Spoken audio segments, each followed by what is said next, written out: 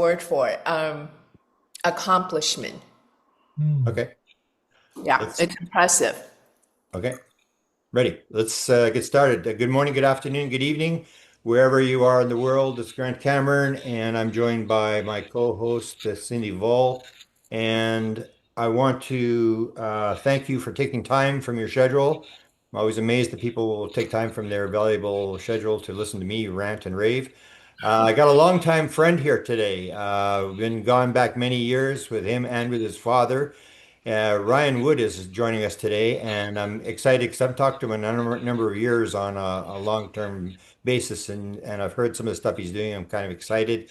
So I'm going to turn it over to Cindy, and Cindy's going to do the intro, and then we'll go from there. And I'll let Cindy ask lots of questions because she's not as aware of all the stuff that we've gone through in the last 30 years with Ryan. Uh-huh. So I met Ryan in 2021 when my friend Michael Chirac came up to Winter Park, Colorado to do a 2-day special on crash retrieval. So I met Ryan then, and it's been a pleasure. And he's got an impressive resume. So impressive, I feel the need to read the whole thing because it's just, he's got great pedigree on top of that. So it is my honor to introduce a man who has spent a lifetime connecting the dots between crash retrieval, classified research, and the next frontier of gravity control. Ryan S. Wood. Born in Maryland and raised in aerospace hotbed of Southern California, Ryan was immersed early in the mystery of UFOs and advanced propulsion.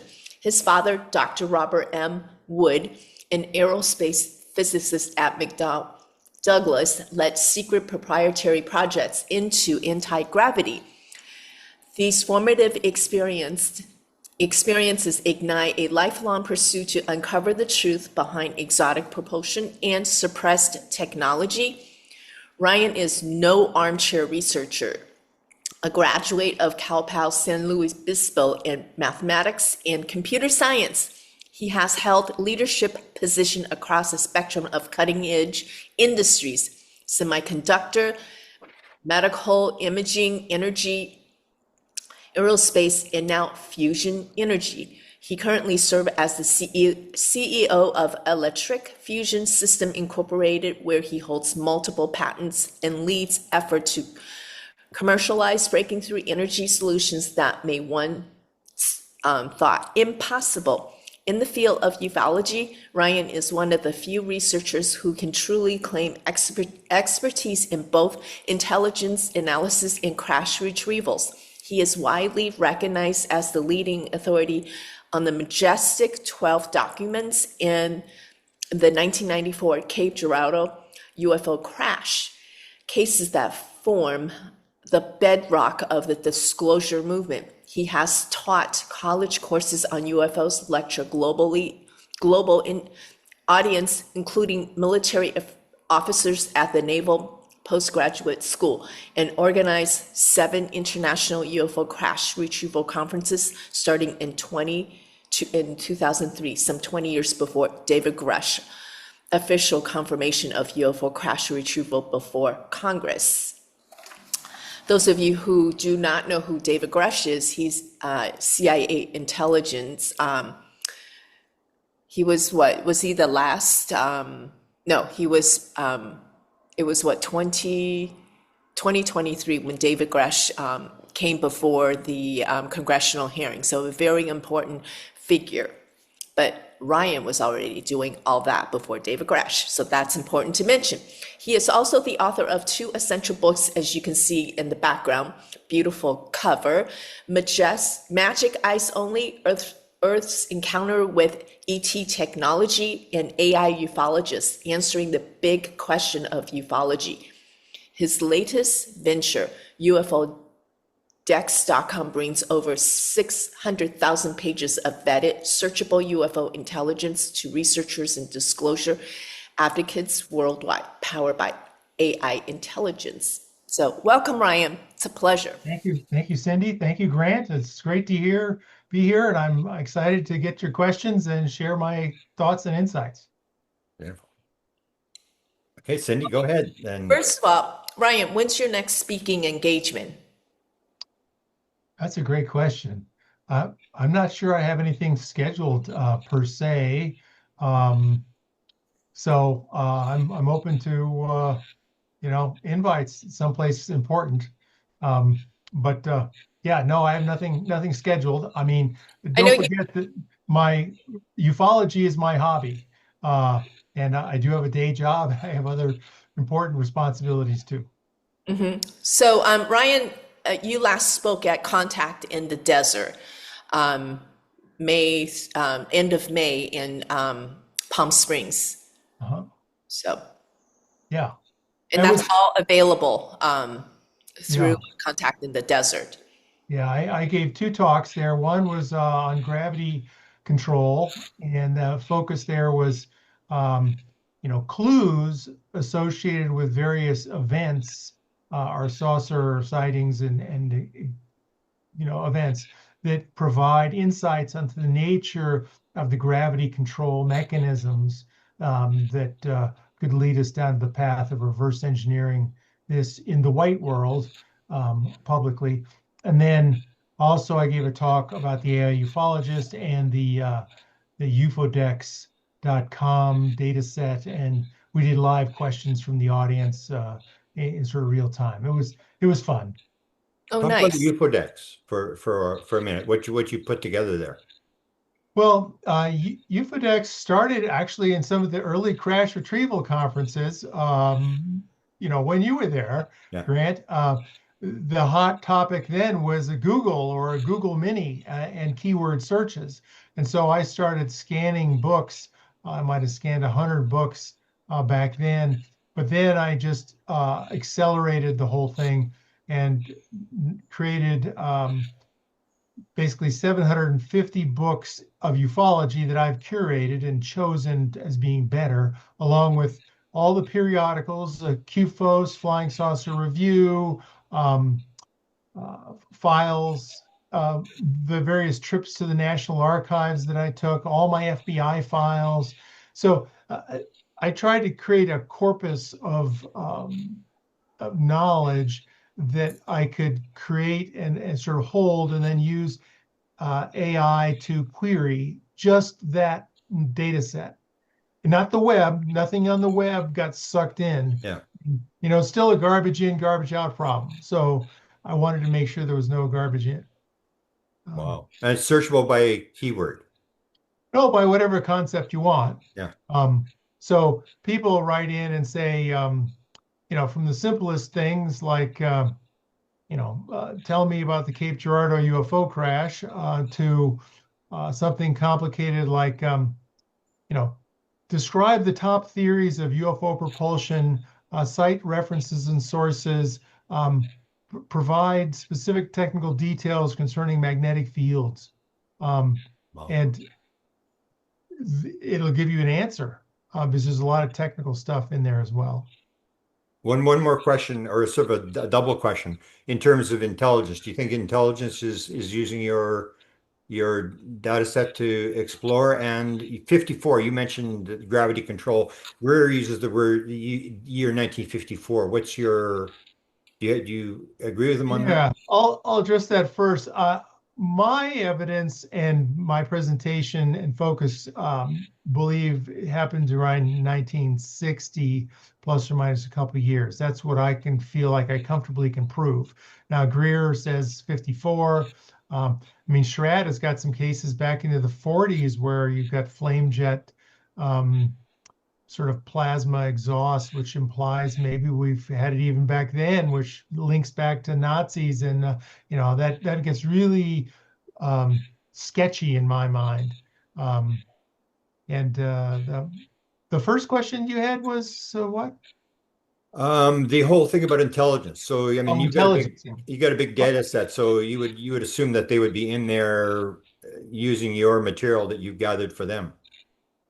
Yeah, the beauty is that it's full concierge service. So you type your question in and it comes to me. And I look at the question and then I use the inference technology to answer the question. And so far I haven't seen anything. I mean, some cases I've seen like physicists ask really technical questions about the nature of gravity control or gravity propulsion and stuff, and um, that's fine. Uh, and then some people ask really stupid questions like, tell me about Roswell, and I say, you know, compare and contrast the evidence that Roswell is a real thing, citing references and quotations from the top 5 individuals. Um, and and so I give them that answer back Yeah. because that's really what they wanted to know. And sometimes I'm just cruel and just say, "This is a stupid question. What do you really want to know?" Uh, and so um, that's but people don't understand after you have a few answers and you go, "Holy shit, Yeah. wow." Um, and that's what I'm amazed at some of the people ask, what are the agendas of the top ET races? Um, and that's pretty robust answer all the time. There's a frequently asked questions or AI ufologist speaks on the website ufodex.com. Hopefully that wasn't too long-winded. Yeah. How many races do you think are visiting Earth? Well, yeah, I'd say it's a handful. Somewhere between 5 and 10 is my thing. Maybe it's 12. But it seems to be a hierarchy of them. I mean, the Greys seem to do a lot of work, and um, the reptilians and the Pleiadians, and there seems to be 3 or 4 that are doing most of the abductions or interfacing that I'm aware of. But I suspect the quote Galactic Council or whatever that is got a big tent, and there's probably lots of races, maybe 20, 30, 50. I don't know. I mean, the galaxy's huge. But do they really care about this particular planet? That's the question. Well, I know I had heard that Clifford Stone had, I guess, like for lack of better words, binder of triage of 57 different races. Evidently, when Clifford Stone goes to these crash retrieval, you can't treat ETA the same way that you treat ETB, for example. Then I think you have to also include the non-physical, right? It's not just Yeah. physical. Well, Clifford Stone's work is in UFOdex. His various documents that he had. I mean, Grant, did you ever meet Clifford in person? Yeah, I was actually at his house, and he was Yeah, just making me CDs of this and that, and it was like it's just overwhelming with his yeah, and his stuff went to Rice University, so I think that's probably the end of it, except for the odd researcher who will maybe go there and look at it. But yeah. I mean, I just remember the smoke-filled house and the dog and the couch and the yeah, yeah, um, just it was a very visceral, memorable experience. yeah. I But don't, I guess most researchers have houses that, I mean, we were mentioning before there were the Stanton Friedman thing where the archivist told me that when they went to look at his files, he had stuff stacked right to the ceiling and you could barely walk through it. And then she said, Stan, how could you keep it like this? I can't believe this. And he said, I'm not a secretary, you know. It's like so they have to resort all this stuff, and they had no clue at the archives because he's a famous person from New Brunswick, and that's why they did the files. But it's an archive that deals with property stuff and deaths and births and stuff like that. They've never done a personal file like this, so of course they had no clue. They said these phone numbers. They got all these little pieces of paper with phone numbers. Should I throw it out? And they said, no, don't throw it out. Just put it all in one box. And I'm saying, look for Roswell, look for Phil Class, and I'm giving them all the sort of categories that they have to sort of break this stuff down into, as to like MJ12 and stuff like that. And yeah, they had no clue, and they had 4 people, and because it had been sitting in the basement for so long, a lot of it had mold, so then they had to put it through a mold thing to get the mold off it, and it was like so Oh they'd my be, they'd be God. going for probably a decade to try to do his yeah. entire file, but. Yeah. It's, Yeah. I want to ask you a question because your father was, of course, Robert Wood, who I knew, and of course, your dad was always associated with this group. And now there's a friend out of here in Vancouver where I live wants to do a documentary on the Aviary. Uh-huh. So your father was always named as one of them. This elusive sort of group that sort of had an inside, and they would be talking to each other, which made sense. If you have a security clearance and you hear somebody else has got a security clearance and they're working on it, and you're part of Bigelow's group where they bring you all in and you're sharing stories, and you're at a different level in terms of telling stories. How much did you interact with all these guys like Kit Green and Put Off and all these guys? I would say my interactions were, I mean, the people that I recall in the aviary were Ron Blackburn, which I did a lot of interfacing with, as well Wow. as Hal Putoff, a little bit. I never really had much interaction with Kit Green, maybe a few times. Um, and then Bill Moore, I read a lot of correspondence. I have a big file of correspondence on Bill Moore and my father. But that's a great question for UFODEX is to, type in and say, you know, what did the aviary, who are the members? And I think Ed Dames was one. Jack Houck Yeah. um, Yeah. was, I knew Jack Houck pretty well. I mean, he was very much, he created the spoon bending party, the PK party. He was also a systems engineer at McDonnell Douglas, who worked for my father and did a lot of fun science. Actually, we co-wrote a software program called Psychic Jackpot, which trained your intuition. But the twist was that we tried to generate the winning lottery numbers. Um, so, you know, the common refrain is if you're so psychic, why aren't you rich? You know, Yeah. yeah, it's like I get it.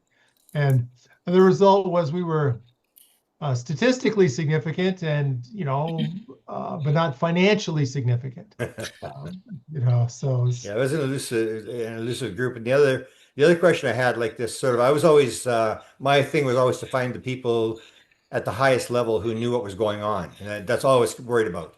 And of course, your dad, I looked at him because I recovered these files. I remember your dad was a little upset when I first made these files public, but he said, "Where'd you get them from?" And this guy, I guess your dad in '68 was working for Douglas Aircraft, and yep, they were running a study and they had the guy that was doing the regressions had a set of everybody had a set of files, and he died, and he left them in the barn or something, and some guy found them and figured, oh, these are great, and he put them on eBay and sold for $29, and I of course found the guy contacted me and he figured like he was using a secret name and stuff, and he figured he had these elusive files.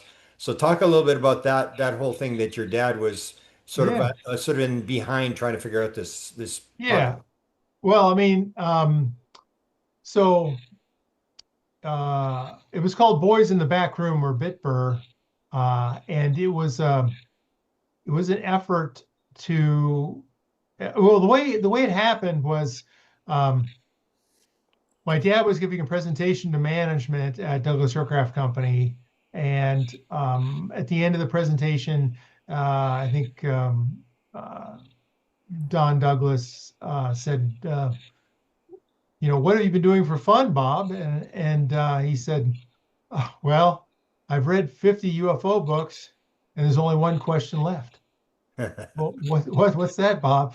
Are we going to figure out how gravity works before or after Lockheed does? And and he and they paused for a second and said, "Huh? I mean, how much money would you want to sort of investigate that?" And he said, "Oh, $500,000, which is like $4.5-5 million today." Um, and they gave him the money, Yeah, and so he spun up this project with abduction research. yeah, I think Brian Scott was the regression hypnosis person, which those files that you mentioned may yeah, have come from. yeah, yeah, And then um, they had a couple of theoretical physicists. Um, they hired Stanton Friedman to work on nuclear physics, and this is where I got first exposed to ufology in a real earnest way when Stan came home to dinner when I was like 15 or Wow. 16. And so I got a little bit of exposure there. I sort of ignored it. It's what my dad does. Just blow it off a bit. But they worked pretty hard. They had a van equipped with all sorts of instrumentation. They had a site out in the Mojave Desert with magnetometers trying to pick up data about the levels of magnetic fields associated with UFOs. And I have the complete collection now that was in my father's files. It's like at least a linear foot or two of material, a lot of the physics stuff. And then, they were also doing competitive analysis. Well, what was Hughes doing? What was another guy Forward doing? What was Lear doing? I mean, all this buzz in the 50s and sort of went quiet in the late 50s, early 60s about gravity control, but they were doing their best from a proprietary, Douglas private sort of, industrial approach to trying to understand gravity control. So that was my exposure initially, and then they tried to change the speed of light with a Michelson-Morley interferometer and magnetic fields, and they did experiments with spinning magnetic fields and things like that. And what happened to it? Well, what happened to it was, in their management reviews, he said, well, we're spending money at a certain rate and we're not making any progress. That's, demonstrable, both in theory. I mean, we're getting some interesting data, but as far as understanding how gravity works, they weren't making any progress, so they canceled the project. And at no time, I think at my father's recommendation, at no time did they ever have any access to, government data sets or government crash retrieval or something. This was all standard corporate research and development. Okay, Cindy? So I have a question. I would think, my educated guess, Truman formed the Majestic 12. I have to think that is still going on, right? And it's probably under different names. Yeah, no, I mean, the origin, people often ask, well, what's the origin of Majestic 12?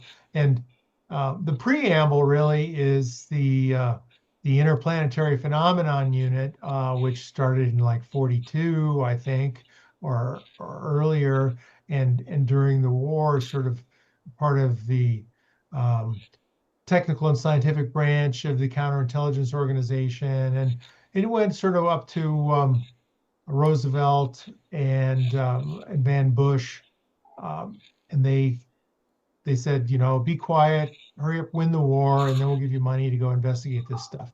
Because they had the Cape Girardeau crash in 41, and they had the 1897 Aurora, Texas, and they may have had the 33 David Grush event in Italy as well. But it was Roswell in July 47 and its crashes, Corona, Oscuro Peak, et cetera, that really kicked him in the butt and said, oh my goodness, we got bodies, we got crashes. And General Nathan Twining spent all summer long working real hard analyzing the data set and created this report called the White Hot Report, which is on majesticdocuments.com. And in that, at the end, is the recommendation of General Twining, Lieutenant General Twining, to the president saying that I recommend we establish a top secret research and development intelligence gathering organization known as Majestic 12. And that's when it happened officially in my mind. And I mean, nowadays it may be called Zodiac or something else, or who knows. But certainly it's logical to believe that you would immediately compartmentalize the technology for propulsion into one compartment, and the bodies and the research on biology into another compartment. And then probably within those you have subcompartments. And it's classic security procedure to compartmentalize things. Yeah. I think it's worth mentioning that because Roswell crash is so famous, and I think it's worth mentioning that it wasn't just one. There's two crashes, and the majority of public only are aware of one crash, which is because it made the paper. Right. But and the one that made the paper was the Brazel Ranch. All the debris field and the crumpled up foil and the memory foil that comes back. But the other one was very near the Trinity site, Oscuro Peak in White Sands Proving Grounds area is the reference point. And it was a more intact craft. And then there's other research by Lynn Howe, as well as Stan Friedman, about a third crash as well.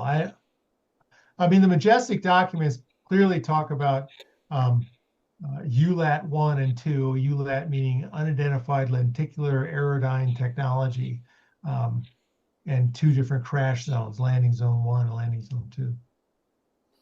Mm-hmm.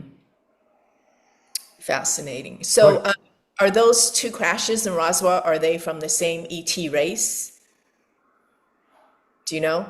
I believe so. It's I don't have any data to. So is it from the second crash that wasn't made public that had one survivor?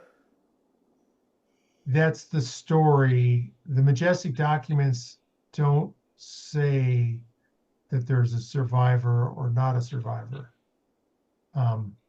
So, I mean, other people have done research and so forth, and that other survivor allegedly had conversation with Eisenhower, and that whole world is, my expertise really is narrow about documents and crashes, and I'm interested in everything else, but you can go down some huge rabbit holes, which I'm sure that Grant has done. Yeah, there's not the data really to say one way or the other as to, because that would be highly classified. A question that's related though is, I don't know if you follow Jim Semivan, the equivalent to two-star general at the CIA, who had the experience with the beings in his room and stuff like that. Went to Pandolfi to find out what was going on, and talks about a 7-hour briefing that he got from guys who had as many clearance tickets as he had. They could walk around the CIA without escorts, and they scared the living shit out of them. So in his contention, he's mentioned a number of times. I want to get your reaction on it. He said that it was a PED, a Presidential Emergency Action Document, that was signed by President Eisenhower, and he maintains that it's a White House operation, and that's why Congress has no right to see it, because there's only, I think, 20 of these PEDs, these PEAD, Presidential Emergency Action Documents, out, and none of them has ever been declassified. So I was wondering if you'd followed that whole scenario of his contention that it's all legal, and the White House is running the show, and because that would sort of, you have the MJ-12, but then you have this other sort of parallel thing that starts a little bit later, maybe 52 or 54. Yeah, I haven't followed it much, but it certainly makes great sense. I will note that in one of the Majestic Documents, maybe it's on the Interplanetary Phenomenon Unit 1, there's a long legal paragraph, and it says, to declassify this, you need not only a presidential executive order, but you need approval of Majestic Intelligence and Security Command, as identified by law.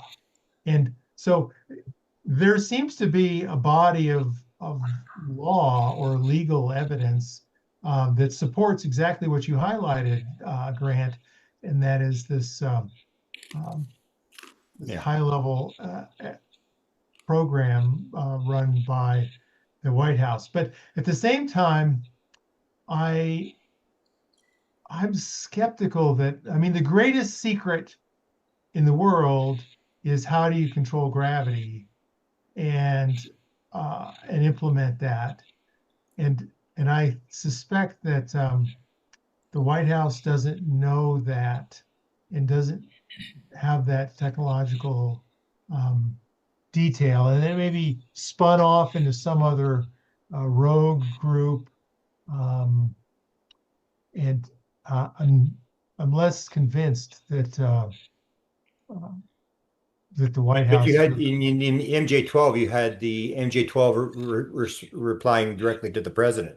So it's the same sort of chain of command that, I mean, that's the big question they've always asked me because I had the presidential files is, does the president know or is he read out? I mean, I remember they came to me when they wanted to brief Trump the first time and asked me where the bodies and crafts were. And I said, I have no clue. I said, why are you going to brief him? They said, well, he doesn't, they're going to keep it from him. And I said, well, I mean, who's going to keep it from him? And they said, well, they are. And I said, who's they? And well, the people. And I said, well, he hires the CIA director, he hires the NSA director, he puts his relatives in or whoever he puts in there. And if they don't tell him, whose fault is that? I mean, that's so what's your contention on does the president know and your guess at how the chain of command works? Yeah, well, I think that Truman certainly knew, and I think Eisenhower certainly knew, and I think Kennedy knew, and it's and Carter I think knew, um, but as you get into more modern presidents, I think that the level of fulsomeness of disclosure um, is weaker and weaker and more obfuscated.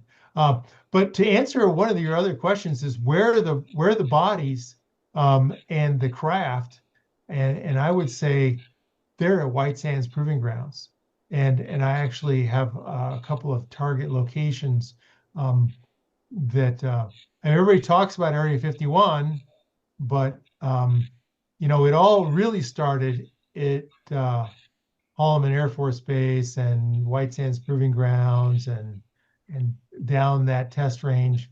And that's where I think today there's still an operating base of man-made craft. So this would But be an that's my underground speculation. facility. What? This would be an underground facility type operation. Yes. I would think so, yeah. Yeah. And we can talk more about offline. I think I don't want to share all the juicy stuff on camera. Well, you've worked on it long enough in terms of uh, one more question, then I'll let Cindy ask a few questions, but it's just popping into my mind. You had the talk a little bit about they used to call them the new Majestic 12 documents, and you were sort of at the center of this. Stan was handing over stuff, and there was stuff coming in from CIA people and all sorts of things. And it was, I think your dad told me there was like 3,700 pages of material or something with the book and Yeah. stuff. So Yeah, talk a little bit about that and what happened to Cooper, because I was doing some FOIA material and I saw his name. He had filed an FOIA on I can't remember, it was very recently he filed, and I go, he's the guy's still filing stuff. Yeah. Well, so the big brush on the Majestic Documents for people that are new to that concept is that there's some 3,500 pages spanning 18 years of leaks from 7 different sources of material or for people. And the first one was Jamie Chandray, Undeveloped Film, the Eisenhower Briefing Document, and then Stanton Friedman did a lot of research on that. There was a lot of controversy and so forth. And then the Cutler Twining memo came out of the National Archives. It says, NSC, National Security Council, MJ12, Special Studies Meeting. And we don't quite know what that is, but it's sure sounds like Majestic 12.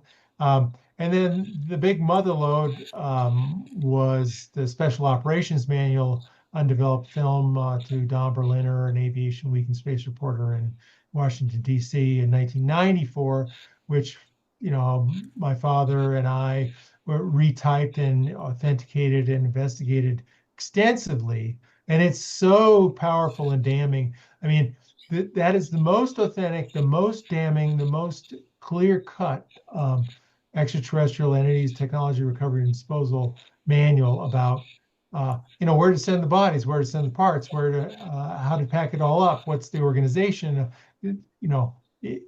how to identify craft and so forth. And that was in 54 was when it was printed or typeset. And then later on in the early 90s, a variety of leaks came through Tim Cooper from a gentleman by the name of Thomas Cantwell, and the Pig Bowl source, which was mailed from Sacramento, and Legionnaire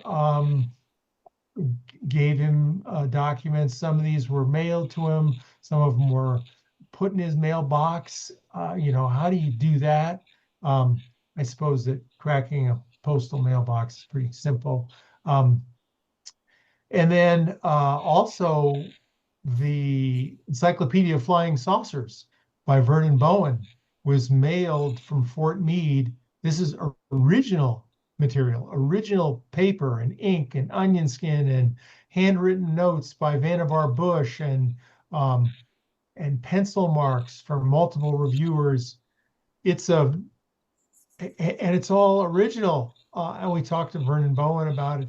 And so people say there's no original Majestic 12 documents. Oh, sure there is. And it says, this is top secret magic. The Air Force chapter was all stamped top secret magic, no foreign dissemination.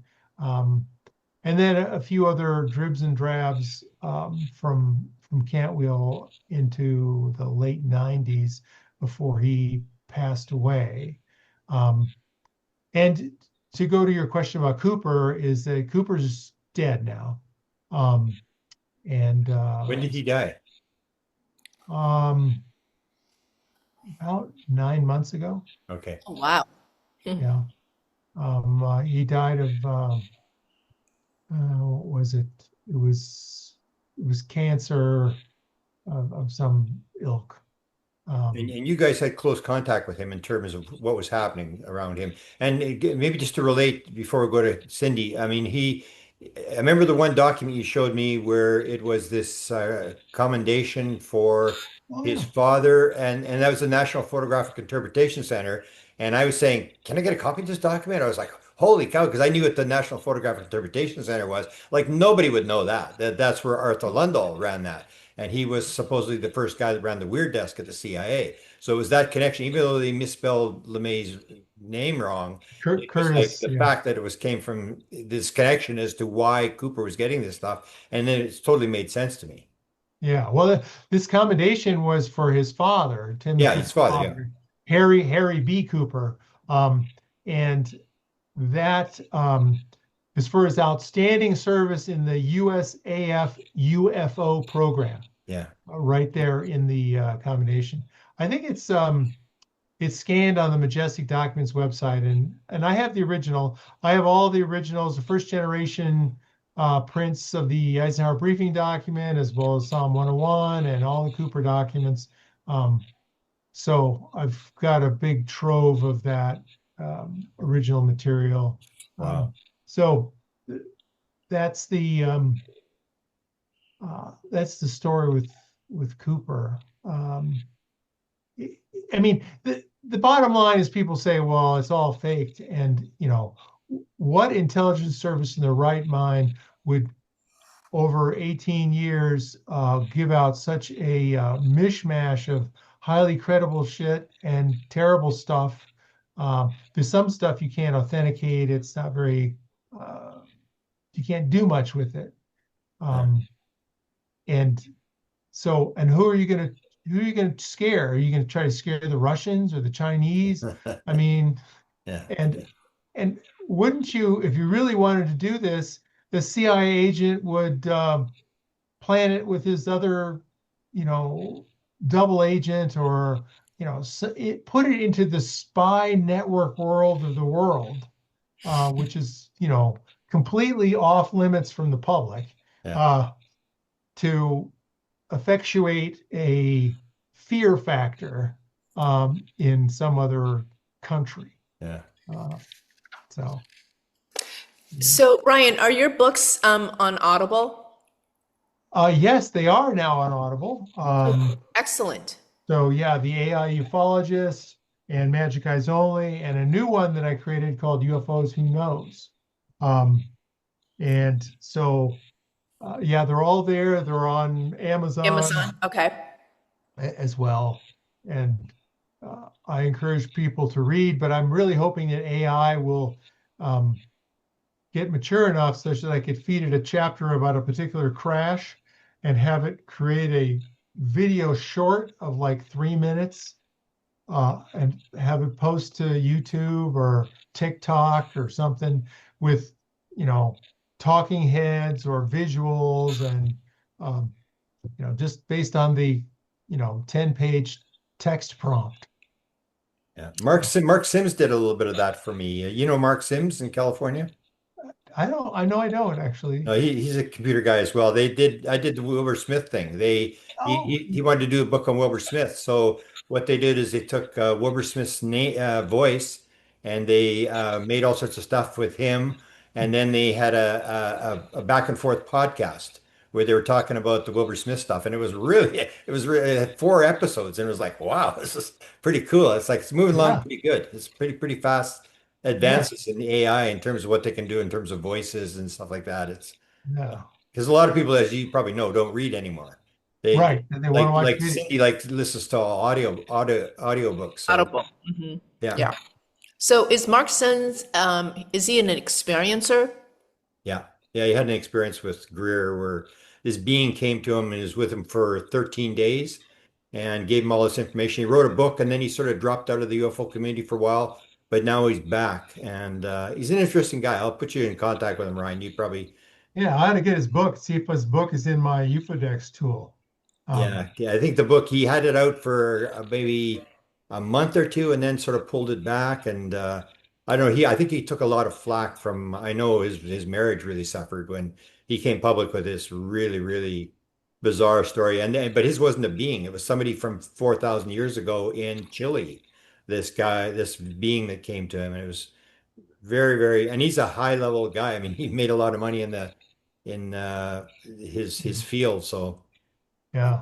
You got a lot of these. Are you an experiencer? Do you have it? What's your background on terms of, Yeah, or yeah, no, I've never had any experiences per se. Although I was driving back from college near Vandenberg Air Force Base and saw sort of a weird looking light in the sky, and pulled over and got out my binoculars and wrote up a MUFON report. It lasted like 4 minutes or something, no missing time. And I think I may have been seeing man-made stuff or a real craft, but it was around Vandenberg Air Force Base.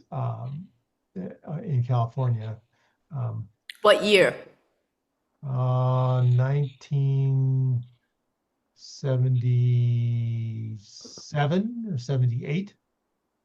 so you may Yeah, be like Stanton Friedman, where he spent his 60 years and he never saw anything. So yeah, yeah. At least I saw something. Yeah, I mean, it could be, yeah, um, and uh, there's lots of ways people can interface with ETs. I mean, I suspect that there's the classic abduction experience, but there's the whole, mental telepathy, dream impart. Uh, you wake up with a sense of something different, or some sort of uh, insights that you don't know where they came from, and yeah. so forth. So. But that's Tim Taylor. Have you met Tim Taylor? No, no, I haven't. I Yeah, mean, that's what he claims, that where he's got like 40 some patents and that's how you get it. Same as Gary Nolan talks about that. I even got a quote from him. I said, "Can I quote you on this?" He said, "Yeah." And it's basically said, "I don't know how it works." He says, "I don't know if it's little elves in my head or what's going on." He said, "But I work on the problem and I analyze the problem and then I put it on a piece of paper and I forget about it and put it beside the bed." And he said, "Either the next day or within a couple of days, the answer is in my head." Right. And Yeah. that's, Downloads. Yeah. Downloads. yeah. Right. Downloads. Right. Yeah, downloads. So Ryan, on Magic Eyes Only, Earth's Encounter with ET Technology. So Grant wrote one of my favorite book, UFO Sky Pilot. With the ET technology, is this what you're finding, that it's all consciousness? Well, Magic Eyes Only is a review of 104 UFO crashes. It's the second edition. And some of it is um, weak and some of it's really compelling. And every case has got an authenticity meter from low to high. And, Roswell's naturally high, but a lot of them are sort of neutral and under investigated. So there's an opportunity to investigate. But if you want to go investigate a UFO crash, um, you better come in with a lot of fortitude and a big budget because it's historical. You got to go to a specific spot. I mean, and the key thing is precisely when and precisely where did this happen? And if you can do that, you can make a lot of progress. But invariably, it's tons of work. But there's plenty of opportunity to go research cases further. Uh, have you interviewed the children of the witnesses? Have you interviewed the grandchildren of the witnesses? Um, there's a long list of Majestic 12 personnel. I mean, and somebody should go interview all those children and grandkids. And you got to find them. So you need to hire a private investigator and you need to search around. And it's a delicate balance between knocking on a door and saying, "Hi, I'd like to talk to you about, your granddad's crash retrieval recovery out in the desert in 47." And you either get the door slammed in your face or they invite you in. It's a different skill set. Yeah. Related to that, a question. I mean, you're one of the few that where you carried on your father's work, and I guess Hynek's kid would be the other one. But a lot of experiencers or people in the field will always talk about the fact their kid, like my kid, has no interest whatsoever. So, how do you are your kids following your stuff, or well, why do you think that is? That like Wilbur Smith, his kids weren't interested at all. I mean, so. Yeah, I think it's a combination of my dad's optimistic personality and my initial exposure to it at a young age.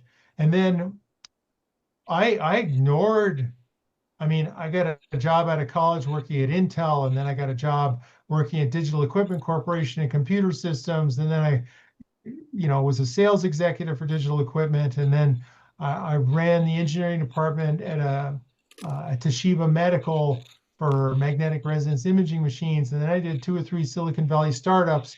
And then, oh, yeah, what's my dad been up to? 20 years after that initial meeting, So my kids are, um, gently tolerant of their dad. And I'm playing the long game. They may or may not. I got 3 of them, so the odds are that one of them may be excited. What are their ages? 21 and a pair of them at 18. There you go. So yeah. It's the old deal where they're so busy with their life and stuff like that. I know my kid when someone says, "What does your dad do for a living?" They say, "Just his name is Grant Cameron." Put him in a Google search and walks away. That's a good response. I'm gonna have to remember that one. Yeah. Yeah. So I That's wanted I want to ask another question. You and I worked, remember, I introduced you to this archivist that was involved with the memo at the archives. Did you to tell a little story about your encounter with him and you were actually, I think, working with him in terms of I trying to think find MJ12 stuff inside the National Archives. yeah, I think his name was Gary Asmussen, I think. Yeah, something like that. Yeah, he's an Yeah. interesting guy. Yeah, he was an interesting guy. So he was a history buff or professor and took a job at the National Archives. Um, and I think this was in the 90s or so. And we showed him some of the Majestic documents that had been leaked. And he said, well, the rule is that if there's any technology, well, whose equity is it? His first question, is this a CIA document or an Air Force document? If Yeah, it is, then I got to send it to them. But in the case of like the Einstein-Oppenheimer memo, which is Einstein pontificating about, could ET settle here, or what's the legal international law position with ETs? And it's a very interesting sort of think piece. Um, he said, if this came across my desk in the files, I would declassify it. It's not top secret. I mean, it's stamped top secret, but you know, there's no reason why I would do it. It wouldn't let it go. Um, and he said, hey, magic, MAJIC is not a valid classification at College Park, Maryland. So I don't have to deal with that as a code word. And nor is IPU, Interplanetary Phenomenon Unit, but it may say Air Force Technical, and then so um, nothing really ever came of it other than advice on where to look. Um, and I wrote a letter to the archivist before Trump, the head archivist, and said, you know, you've got this new law that's you're supposed to, if you run across UFO documents, supposed to post them to the National Archives website. If you want any help or advice or guidance as to where to look for that, um, happy to volunteer. And never got a response. yeah. Um, I mean, they're pretty well controlled, I think. Or here's another story that really pissed me off is that I think I asked for James Lay Oh, yeah. FBI file. Some he's very much linked to MJ12 and that people around that. And they said, well, sir, there's 3,500 pages of it. And if you request that, it's going to take 84 months. And I said, well, how about if I cut my request down? I said, I just want these dates. Well, yeah, but we have to start at the beginning and go through the end. You can't sort of pick out a section in the middle. And so I ultimately had to whittle it all down to like 400 pages. And they said it's going to be 37 months. Wow. And so how do you want to control the access to the truth? You understaff Exactly. the National Archives in declassifying or reviewing stuff. Um, you know, I Did you mean, ever? that's I went after Bill Moore, released his FBI file, and it was six pages, and 55 withheld, B1 secret national security. And I was wondering if you ever filed for that because they sort of walked around me. I actually sent them the first 3 pages. They had the file number on it and everything, and they said you didn't give us enough information. Your thing is denied. So then I filed an appeal, and I never heard anything. And so I'm waiting for someone else to file for Bill Moore's FBI file, which we've got the whole thing that Bill Moore got, but it showed that something significant was going on. We got 55 pages, like nothing on it whatsoever. And right. Well, Bill Moore is still alive, isn't he? he's still alive, but he's absolutely will not talk to anybody. And people are trying to figure, there's a group trying to figure out where he is. I think he's back in LA or something, but I mean, he was the Yeah. one guy that's kind of weird. He just walked away and just never came back. Yeah. Um, no, I So haven't filed for them. Generally, you got to have dead people to file for the FBI files, and you got to proof Well, I of. was filing for, I sent them the thing and you asked for this mandatory review because he filed Uh, for in 88 was the FBI file. Both him and Stanton filed for it. And oh, Stanton's had a lot of blank pages, but nothing compared to Bill Moore. Bill, it was basically the whole thing was pulled. Now that may be because he spoke Russian and he was doing something with postcards with Russians or something for whoever. And but that just amazed me. That showed that there's definitely something going on with the MJ-12. If this guy's got it, he's not just some crazy guy to fix motorcycles or whatever he did for a living. yeah.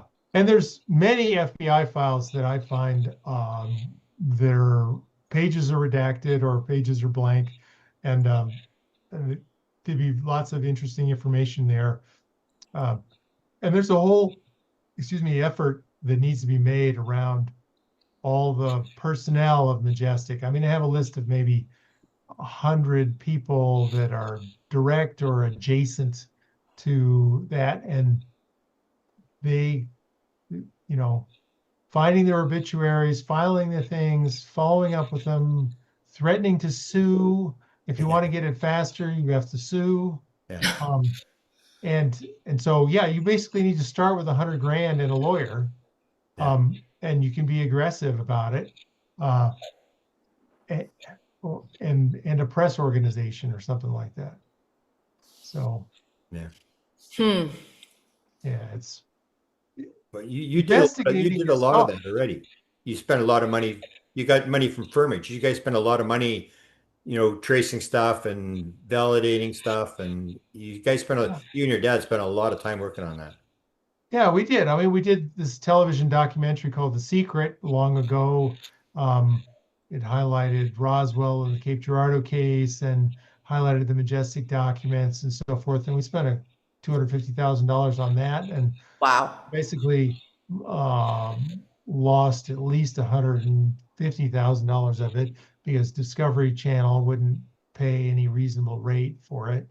Um, and so that was an example of um, our naivete in Yeah, doing uh, television productions.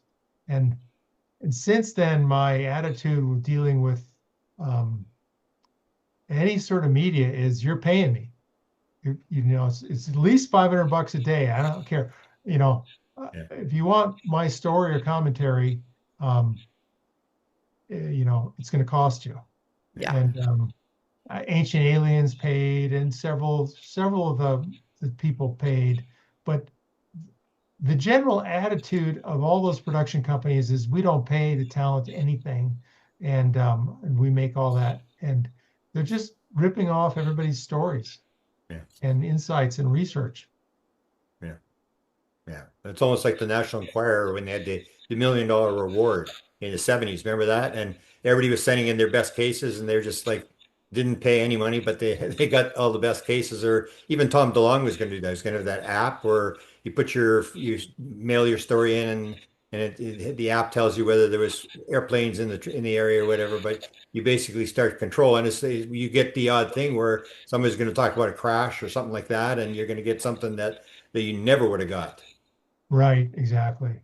Um, and and a lot of the great data is all in the archival files at Marler or Rice University. There's stuff to be mined, but it takes two or three people working for 2 or 3 months, or it's still in the basements of researchers. I mean, Dick Haynes passed away a couple years ago, and all his files went to a place in Wyoming. Um, and so there's a lot of the graybeards of ufology had a lot of very interesting cases, um, and they just need to be analyzed and put into UFOdex so that people can search for them.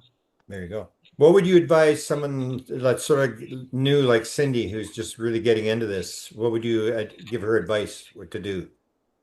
Yeah, I'd say you have to choose your specialty. I mean, you can be a generalist and try to absorb everything in multiple directions, but to make a difference, I think you need to specialize in a particular vertical niche. I mean, there's lots of people that are really focused on abduction research or maybe subcategories of that, or um, flying triangles. I just do flying triangles, or Richard Sauter. I just do underground bases and tunnels, or Schratt with crash retrievals and images, um, or or a particular um, crash retrieval case like Stan Gordon in Kecksburg. They said, "Oh yeah, I'm the Kecksburg crash guy, Yeah. and this is what I do." Um, and so I would just find something where the energy and the passion is high and go after that. Um, for me, I'm done with crash retrievals, um, and I'm focused on man-made craft now. And what's the evidence for that? And ultimately driving towards um, gravity control and over unity devices, because that's the. I mean, gravity control is free energy, and that helps the world's population. And I mean, we got. I mean, I'm just rattling on here, but people say, why haven't the ETs shown up? And when will they show up? And I said, well, you know, well, when you clean up the climate, you feed everybody, educate everybody, and you stop all the wars and you get rid of your nukes. You get those 5 things done, Yeah. 2050, 2060, and they'll be here. Yeah, you can join the cosmic kindergarten, as Stan used to say. Uh, and so that's sort of my attitude of when disclosure is going to happen. I mean, people will try to pull it here and there, and Trump may say, "Oh yeah, ETs are real someday," but they're never going to um, open the kimono in a big way, in my mind. Um, Although Xi Jinping could do it. Uh, Are you making progress on the who's got it and what they've got? What's your best estimate? on gravity control. Yeah, on this latest where you're going in terms of your stuff. Yeah, I mean, my talk at Contact in the Desert outlined 10 different cases providing clues around the nature of gravity control, from counter rotation to of one part of the saucer spinning in one direction, one in the other direction, to cases where UFOs are seen sucking up water and putting out brine. I mean, are they doing that to stay hydrated, or as a part of the propulsion system? Uh, and so is that a clue? There's all sorts of electrostatic wicks or tentacles with balls of metal at the end in multiple cases hanging down, like the Calusa case in Northern California. Um, and and so there's a whole variety of clues. It's something to do with high magnetic fields. So I would summarize, it's something to do with electrostatics and getting rid of electrostatic fields. There's magnetic fields at very high rates. There's spinning, counter rotation spinning is definitely something that's involved. And so then you begin to narrow your experimental universe to some other experiments that you might want to do. And you can look at the work of T.T. Brown, which I think is a dead end, unless there's some good classified stuff. But anyway, and then there's the historical research, because I found a newspaper article in 1951 about Dudley Dudley Clark in Coachella Valley, which is in Palm Springs, where Contact in the Desert is. And in 1951, he had $5 million in money down a dirt road, working on a gravity insulator, with a bunch of high-powered scientists, some contracts with the Atomic Energy Commission and Signal Corps and all these. And so, and he has an interesting FBI file and background and so forth. So it's this historical research about newspaper articles in the 50s, and the G engines are coming and all that work, implying that Research Institute of Advanced Studies, the Rias Group, and names like George Scott Trimble Jr., who was the arch villain in Nick Cook's book, The Hunt for Zero Point, and his involvement in at Lockheed Martin, and the giant finger that was given to Nick Cook,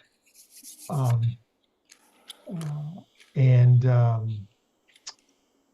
Tom Valone, who also tried to interview him about, I wanted to talk to you about your time at Lockheed working on the Rias Group and gravity control. Hell no. And basically scared the living daylights out of the press officer at Lockheed Martin, who relayed this to Nick Cook. And Nick Cook was an Aviation Week and space reporter for Jane's in the UK. So he was like a top tier publication in aerospace, getting the cold shoulder and freak out. And he wrote his book, in like 2000 or something like that. But it's just, another example of where I think the aerospace industry got spun off, or this is right at the time of the Glenn L. Martin Company merging with Martin Marietta. And Martin Marietta was deep into underground bases and nuclear silos and that. And the Glenn L. Martin was doing a lot of research on gravity control. And I think that not all the technology merged, and that secrets were spun off at that point, to some sort of proprietary, I'm speculating, off-world rogue organization, which everybody seems to be buzz about, the secret Space Force. So do you think disclosure, like real disclosure, would happen within our lifetime? Your lifetime, yes, Cindy, because you're Grant and I may be on the edge. So, yeah, I mean, the question is how you define, quote, disclosure. And this is the conundrum. And people ask UFODEX all the time, well, when will disclosure be? And my response often is to clarify the question, disclosure of, we've had disclosure all along. Yeah, drip, drip, drip. Drip, drip, drip. I mean, if you spin back 30 years, I mean, Disney getting involved, and the proliferation of kids' TV programs with little aliens and ET movies and Independence Day, and the whole milieu has shifted from the 60s to today. And you can buy little dolls and inflatable stuff, and no longer are kids freaked out. But the question is, what is disclosure? Are we alone in the universe? Nobody gives a shit. Well, have you used the alien bodies from Roswell to create biological weapons with new serums? And you have those in the freezer that could wipe out humanity.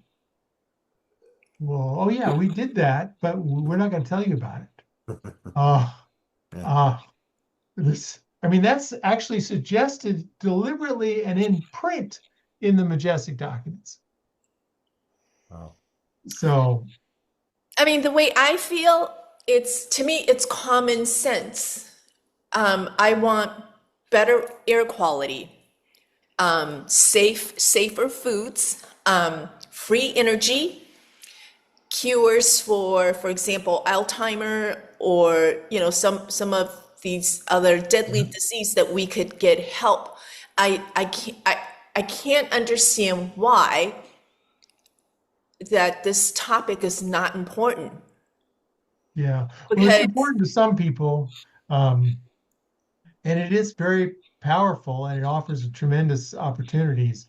But right. the ETs are not inclined to be, really open and just give you boxes that work. Um, but they might do downloads for people to help them along, from Nikola Tesla to Gary Nolan, as Grant mentioned. Uh, Yeah. so I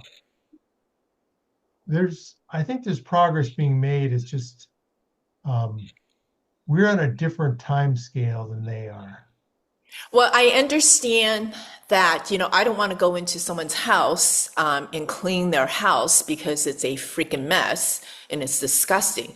I think that's how they view. They don't want to have to come down and rescue and clean up messes. But at the same time, in order for that to happen, I really believe that we have to raise consciousness to get people understand that we're not alone, that the universe is multidimensional, that we ourselves are multidimensional. That, with that kind of elevated awareness, it's more likely that we would have open contact. I mean, Yeah, no, I agree with you. I mean, the uh, I participated in a recent study with the IONS Institute of Noetic Sciences group, where they trans-channeled 10 different races and asked them 10 different questions, and then compared that data set to the same questions against UFOdex, and wrote up a peer-reviewed paper that's being submitted to the Journal of Scientific Exploration. And that was one of the sort of highlights, is that the channelers and the ET communication part was much more in tune with elevating consciousness and doing, the more Buddhist thing. Let's meditate more. Let's try to, raise everything up in some way. Where UFOdex was far more practical, in that we need breakthroughs in technology to facilitate real progress. And it all boils down to energy, in my opinion. I mean, there's this great book by Ezra Klein called Abundance. I don't know if did you ever see that, Grant? No, I haven't seen it. I know him. Yeah. Yeah. It's relatively recent, but it basically highlights that the problem in the world is there's lack of housing, and it all boils down to energy, and we don't have enough energy to grow food in the middle of the desert, or desalinate the air, or desalinate water, or suck water out of the air, or uh, get rid of the fossil fuel hydrocarbon world. And lots of people are working on that, so including me. Question for you on, you mentioned Blackburn, who was always a very interesting character to me. Did you get much out of Ron Blackburn? Um, well, I guess some, but not a whole lot. I'll share one story that was sort of really weird. Um, well, I was I was doing research on the Special Operations Manual, Mhm. and I wanted the phone book for Kirkland Air Force Base. And Ron was a retired lieutenant colonel in the Air Force, and he worked at um,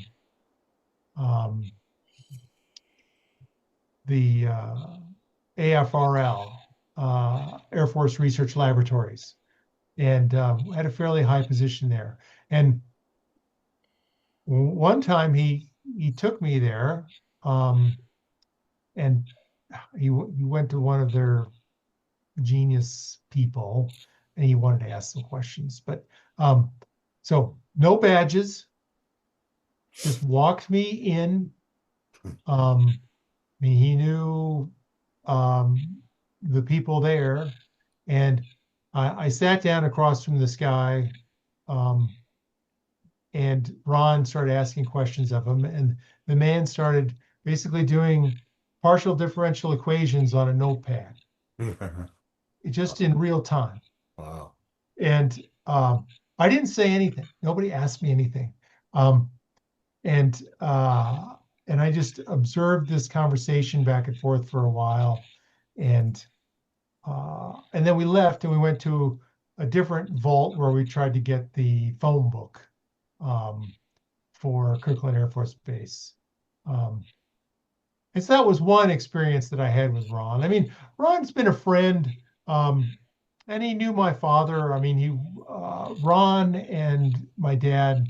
Ron was the contracting officer for a missile program, I think, while he was in the Air Force for Douglas Aircraft Company, or McDonnell Douglas.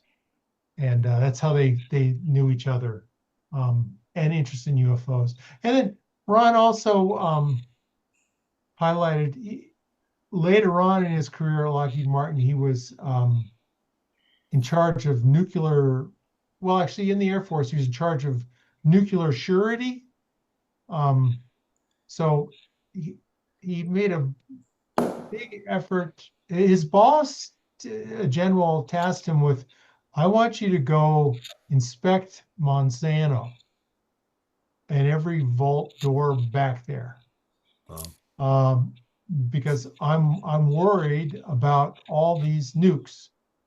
You know, are they safe? Are they, not, is there radiation?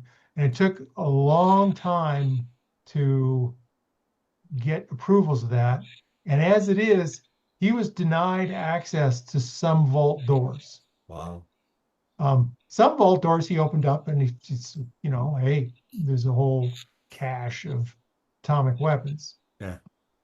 But other ones were, off limits. Wow. So Ron's still alive. I talk to him every once in a while. But he's getting up there in years, and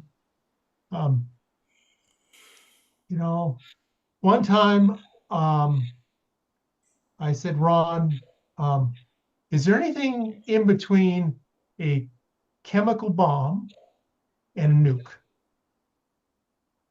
And he stared at me, didn't say anything, and just nodded his head. And that's the sort of guy he was.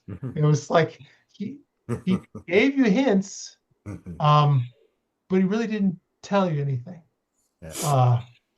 So classic, with a name like Blackburn in the Air Force, Anyway, The other question I had, and it would be my last question, is the big controversy, and you were probably accused of, in this whole thing, and that's Richard Doty and his whole involvement with the thing, and this Richard Doty in terms of what do you think of this game that was going on? Because now he's there and he's again offering introduction to 12, 10 people who want this out, and high level guys, former CIA guys. It's almost like the same game, and he claims that now he's changed. He's not the counterintelligence guy anymore. So have you had any run-ins or conversations with him, and what do you think of that whole story? Yeah, no, I've had no personal interactions with Richard Doty. I'm not sure that my father had either. He just never told me about it. Um, Because he was working for Putoff for 10 years. I mean, I didn't know that. I mean, Putoff yeah, confirmed that he worked for 10 years. well, it's true, and I haven't. There's still a couple of boxes left of my father's files, and the Puthoff box is one of them. Oh, And so wow. you may find some correspondence in there, but maybe not.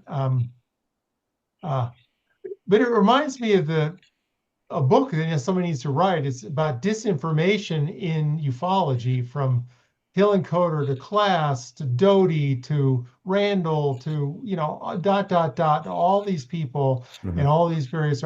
So my attitude is I don't want to have anything to do with Doty. I mean, he's clearly a liar, a manipulator. You can't trust anything he says. I mean, he may be worse than Ghislaine Maxwell and the whole Epstein stuff. So he's yeah, he's a piece of work, and I would steer clear of him. And but I've got a big stack of articles and papers that I found all about disinformation and ufology Yeah. and the strategies, approaches, and the people involved and what was happening. And I think it could be a great book. Um, but nobody wants books; they want videos. Yeah. Um, Or audio. Yeah. That is a key element is I always remind people that when they talk about, they sort of have the secret sources and stuff, and they sort of figure that like one time they phoned me and said U.S. intelligence said to talk to you, and I said, "Are you kidding me? Come on, you know I'm a Canadian. Like what the hell U.S. intelligence going to say talk to me for?" And this is this idea where I remind people that this is according to Eric Davis, is that if you have a program, they spend 10 times the amount of money on intelligence than they do on the program. So I say these guys have been doing this since before World War II. They know exactly what they're doing. They're spending all this money, and you don't think you're running into this because people run around in the ufology world like there's no counterintelligence operation that's protecting this, and they don't realize it's a sophisticated operation, and you would never know for in a million years that you got sucked into this thing. yeah, you're absolutely right. And it was last year at the MUFON conference in Dallas, maybe or Yeah, something. And I gave my talk, and after this big, burly guys, clearly, uh, ranger or some special forces guy, um, pulled me aside and said, Ryan, don't forget that we spend double or triple on yeah, counterintelligence and managing the leaks um, than the program.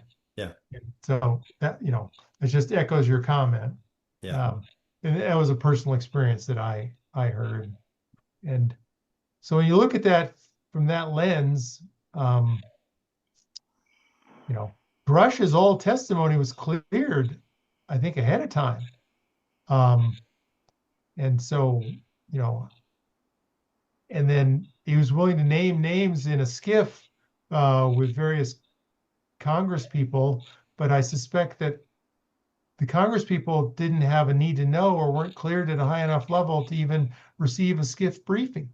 yeah. Um, and Yeah, and then the other problem is, like Semivan pointed this out, he claimed that congressmen and senators, unless you're on armed services and intelligence, only have a secret level. And the problem is that they say we want to go into skiff. So they say, okay, fine, you want to go into skiff, walk in, sign this piece of paper, and then you tell them a bunch of garbage. And then they walk out and the reporter say, what did you find out? There's a bunch of garbage, and that we can't tell you. We because they basically silence you. Once you're in the skiff and sign the non-disclosure agreement, they've got you. right, right, So yeah, you may have senators and congressmen who know what's going on, but their hands are tied as well. And that's Danny Sheehan said that. He said, I'll never sign a non-disclosure agreement," but they got him too because what they did is they hired him as the lawyer for all this amendment they were putting forward, and then he talked about the craft that was bigger on the inside than outside. And I think they basically came to him and said, if you want to be part of the program, you got to shut up. You're a lawyer. You can't be going to. So now they got Danny Sheehan saying, I can't talk about this, can't talk about that. Yeah. Well, that craft is bigger on the inside than the outside is a great question for UFOdex. Um, is a give me 10 examples of abductee reports where the craft is bigger on the inside than the outside. Give me the dates, the quotes, the names, and I'm going to do that. yeah, throw Because that in there, yeah. and Because we'll get to Putoff actually confirmed that this is true, that this is actually true, this event. And that just is when you talk about the advanced physics, then you start to wonder like, what the hell's going on if that's true. yeah, and it's up to us to rediscover the physics that is helpful to society, um, but not so dangerous as to destroy society. Yeah.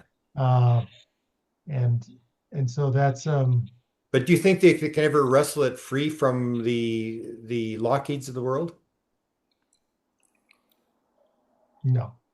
Yeah, that's what I I think. think that I think it's up to the white world, the scientists and engineers across the globe at universities to um, create better understandings of zero point energy or create better understandings of cavitation and somnolescence or better understandings of, uh, of gravity to implement a technology that's um, somewhat harmless. I suppose that the military or the defense contractors can say, well, here's the box. It's the size of a desk. You can't open it. You bolt it to your bottom of your 747, and it now weighs 50% less. You use less fuel, and if you open the box, the whole thing blows up, or Yeah. the bad guys show up, or I mean, they do that right now with helicopters, with national security boxes for Korea. Um, if you take the 500-pound weight that we put in it to ensure that you can't use this somehow, the alarm goes off and we react. So do you think that the spaceship that looks smaller outside and it's actually bigger inside, is that the holographic nature of the universe that we live in? Hmm. That's a very good theory. I just don't know. I mean, Grant may know more about it than I do. I mean, but that's another good question for UFODEX. Describe the the theoretical mechanism of how an object could appear smaller on the outside and bigger on the inside, um, or is it all a trick on your mind? Um, I mean, you're clearly perceiving it with your eyeballs that it goes on forever or it's much bigger. But maybe people have spent the 3 minutes to walk the football field. Uh, or is it a treadmill that just keeps going around? I, I, I, there's so many different possibilities that float into my mind that it's, Yeah, it's it just, shows us what we're up against, though. I mean, yeah, like Susie Hansen, who's top researcher in New Zealand, talks about that, where they said, "Watch, we're going to make the craft bigger." And she said the walls started to move out, and she said it was got so big she couldn't see the walls anymore. It's like, and you're going like, "Holy cow!" So I'm going to use your UFOX, and thank you for putting that together because that's the kind of stuff I look for. Is I'm yeah, using AI for to find out. Now I'm doing a thing on music, where music comes from. But in terms of this kind of stuff, that's what you're looking for is these cases. And that's what your dad was doing. He was the first guy when the Douglas study is to use people to talk to people who've been on the craft. Did they tell you how the craft worked? That would make sense. Instead of, yeah, that kind of stuff where you're trying to get to the bottom line of how does this and the people who've been on the ship are the people you got to talk to. I've always said that, a lot of times UFO sightings is a total waste of time. You can count the green ones and the red ones and the fast ones and the slow ones, but it's not until you've got somebody who's been inside the ship that you're ever going to find out. And you got to talk to the intelligence or get close. And we're spending a lot of money on different radar systems that will sort of show, yeah, we're dealing with something. And it's like, yeah, UFOs exist, big deal. Let's move on to the next step. I mean, forget the Yeah. proving to your skeptical neighbor that this is for real. I mean, there are people who have these things that are giving us insights as to what we might be up against. Yeah, that's a good point, Grant, and well said. So, Yeah. yeah, that's what needs to happen. Is y- in the end, my big summary of the after a long career in ufology, um, there's three major problems. Credibility is number one, uh, which is why I wrote this book, UFOs, Yeah. Who Knows, with Yeah. all famous quotations from people Yeah. and amplifying on others and trying to get more. You know, after you read 10 astronauts' comments about UFOs and their bios, you go, Yeah. wow. Yeah. Or I don't believe in astronauts or scientists. I only believe in celebrities. I want to know what Alicia Keys had to say. And so that's my effort at credibility. Then the next thing is leadership is trying to do what you can do to make a difference to accelerate the understanding. Doing podcasts like this, pulling more people in, doing more um, uh, trade shows and trying to, or not trade shows, but conferences, Yeah. and allowing people to engage with the phenomenon in a more positive way and just pushing leadership. And then the elephant in the room, which we all know, is money. Yeah. There's like $3 million spent on all of ufology maybe last year, and it should be 50 million Yeah. or 100 million. I mean, why is Linda House struggling? Because she doesn't have a $50,000 a year secretary to keep herself organized, Mhm. um, and do more research, or um, or many of the other researchers. I mean, you talk to Richard Dolan and his wife Tracy, and they are up to their eyebrows in work, and they need help. Yeah. Uh, and or you could do things like you could do a reward project for $1 million, or you could protect one whistleblower. I mean, one whistleblower, it's going to cost you $1 million. You need lawyers, you need to guarantee their salary, you need to protect them. Uh, you got to do all that. Mhm. And Yeah. so, So sort of the way Bob Bigelow did it, where he called in all the top guys, on the board, like Kit Green and Putoff and all these guys, and picked their brain as to what they thought was going on, or get a hold of the OSAP program where he got that. And the other one that he did was brilliant was he put up the $1 million reward for proof of life after death. And of course, everybody sent him all these articles. And I mean, that would have cost how much to research all that? Everybody sent this all in, and he paid the money, but he got an incredible amount of material from all the top experts in the world on how we could prove this problem. yeah. So effectively managing a good reward project Yeah, is a great way of getting information, but it's got to be done delicately. Um, yeah. so, Wonderful. So Um, where do you go from here in terms of which well, now that my kids are off to college, and I can now spend a little more time with ufology, um, I'm still focused on man-made craft and trying to work on that. But primarily, my day job is with electric fusion, and we're trying to make um, a antineutronic radiation-free fusion reactor or fusion of power appliance in a roller bag. Basically, 10 kilowatts in a roller bag that runs for 10 years. wow. Um, and we think that's doable with our quantum electron fluidized, fusion fuel, and so our team. But we're enough on the fringe of traditional hot fusion that, and we're not cold fusion, so we're dancing in an area that's strange, but has tremendous potential. And then many other people are working too on 0 point energy and things like that. Mhm. So that's I'm focused on the big problems. It's like, Yeah. the strategic things, um, or gravity control, which is the other thing that would be very useful. Um, if you give me 2% gravity, I can generate electricity forever. Um, you just there's a giant flywheel going around, and you put 2% gravity under one edge of it, and just keeps spinning, and you get torque. Um, it's I, I'm the Chinese had a very interesting project. They created this. I think it's like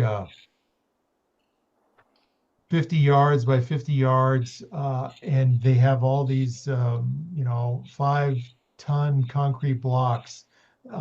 They go up and down this giant grid, um, and when they have excess energy, they put it all the way up to the top, and when they need energy, they just let it come down, and it spins.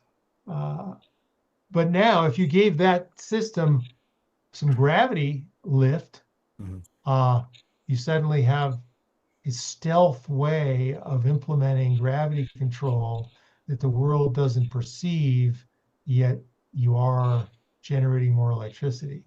And with AI coming at an astounding rate, I think the electric grid is going to break down in the next 5 years totally. Um, Yeah. uh, Compared to the Chinese are way ahead in that in terms of, you know, the they're grid being built brand new and Yeah, and in fusion too. For example, they are minting 10 times the PhDs in nuclear physics in China than they are in the United States. wow. And they're spending, who's spending the most money on fusion right now? It's China's number one. Um, UK is actually number two. Then sort of the US and Europe, um, and Japan's in the trailing. Um, but those are the only players that are working, spending money, and doing science. Are you being affected by the present administration that seems to want to go back to coal and drill for oil, drill baby drill, all this kind of stuff where we're going back to 50 years ago Yeah. and cutting back the scientific funding. Are you affected by that? Um, well, yeah, in some ways, not. Um, you write a proposal to ARPA-E, Advanced Research Projects Agency Energy, um, and you describe your technology and approach, and they say it's a little weird. We're not going to fund it because it's sort of an old boys network of did you go to college at Princeton or MIT? Wow. Really? Yeah. Yeah, Oh. and then when I found the program manager at RPE who managed, all these submissions, and I said, how oversubscribed were you? And he said, well, oh yeah, we only had $50 million, and we had proposals for $500 million, and we had to, you know, down select to the ones we thought were the best. And you didn't make the cut. So I mean, that's invariably everything is oversubscribed at National Science Foundation and ARPA-E and DARPA, and I mean they're all struggling with too many proposals and not enough money, um, and it's going to only get worse because they're chopping the budgets. Yeah. Wow. Anyway, Well, maybe you can get a couple of psychics or a couple of channelers to, because that was I remember the one business guy here was buying up inventions for, and the one contact he came in, it was a system of batteries, and he claimed he got it from the aliens, where they would oh, load the power when it was low in the middle of the night, and then it would bring it out during the middle of the day. This kind of idea. And so maybe you can find some channeler who can give you some insight on yeah, I where to mean, go. I actually was interviewed for a program historical program on remote viewing because I did, my father was into lots of stuff, Yeah. including the psychic stuff. Um, and Jack Houck's work and Alan Vaughn and Dean Radin and Brenda Dunn and Robert John at the Princeton Anomalies Lab. And um, uh, and so I've, met, and for a time I was the front man for Ed Dames, scar on my resume, um, uh, and trying to pitch intuition services. So I got a lot of exposure to how to pitch psychic remote viewing skills. But in this process, I met and became good friends with Joe McMonagold, Yeah. remote viewer number one, and we did score of projects that I paid him for, um, on all manner of technology and UFOs and various things over the course of 20 years. So he's been a good friend for a long time. So I'm familiar with the various remote viewing organizations. Yeah. And yes, that's a good idea, Grant, to hire some psychic teams, but it ain't cheap either. Yeah. You want a good psychic team. I want 8 people to target this thing. Write the check for $3,000. Yeah. I mean, and there are real organizations that will do that. And it's all blind and Yeah. high integrity, and so. Yeah. Do you work on remote viewing, Ryan? Do I use remote viewers? Yeah, Yes. do you use remote viewing? I am not a remote viewer. I guess my claim to fame is I seem to be psychic with numbers inside about 10 or 15 seconds. So, I remember predicting 3 people in a row's body fat at a local health clinic thing. they walk up and I'd say 17.4, and it'd be 17.4, and then I did 3 times in a row, and the 4th time I got cocky and screwed up, but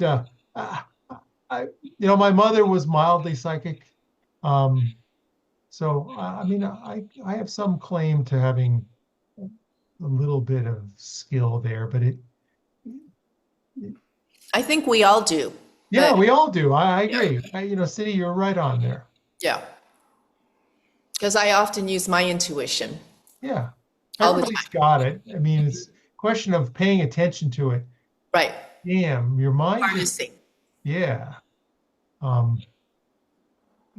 So any last minute questions for the No, that's it for me. I really appreciate the work you've Yeah. done, and I'm gonna check out your You system bet. there, and I'll put you in contact with Chase. He's a very Okay. interesting guy who's done a lot of he's got his day job too, but he spends a lot of time, building things, and Yeah. very curious of the problem. And I think that's what it is the curiosity is still there, and as long as it is, you just keep doing it, and maybe you'll figure it out, maybe you won't, but it's exciting stuff. Yeah, exactly. And you're still in Winnipeg, or no, you're No, in I'm on the coast now. I'm in Vancouver.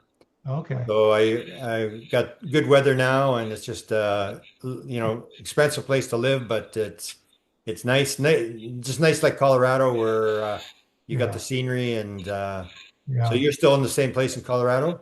Yeah. Broomfield. Yeah. It's still in Broomfield, and You're still doing marathons? You're still doing that kind of stuff? yeah. I mean, I rode my bike 100 kilometers this morning, Wow. and You and Cindy are a pair. yeah. So and I've got a half Ironman race in Santa Cruz coming up in the first part of September. Wow. You go, Ryan. Yeah. Yeah. But I've been doing that for a long time. I mean, I Yeah. did my first race in 1982. And so this is, it's triathlons, UFOs, real work, family. There you you go. know, not necessarily in that order, but you know, that's the deal for me. Well, hopefully Well, we'll see you on the road. Ryan, I'm moving to Utah. Yeah, that's what I overheard from Michael Schrad about Yeah. that when we were sitting at Whole Foods. Um, yeah, I mean, Utah is an interesting place. There's a lot of weirdness in Utah too. Um, you could put that into UFOdex. Tell me about the top 10 weirdest ufologically related items in Utah. Okay. Yeah. Uh, and you'll get your answer in like 24 hours or less. But for me, when I read your email,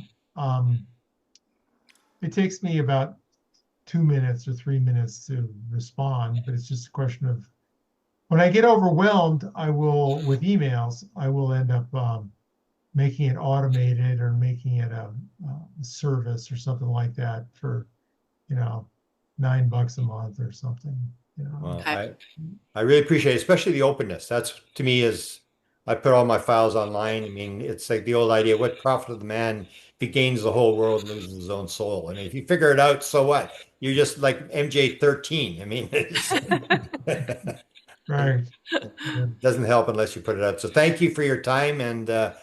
and we'll be in touch on this research thing because you're zipping along and you've got some stuff that I want to check out. So All right. Very good. Thanks so much, Yeah, Cindy. thank you so much for spending time with us. All right. beautiful. See ya. Okay, bye-bye. Hey, Okay. Grant, Yeah. so I want to talk to you about, oh, are we still recording? Let's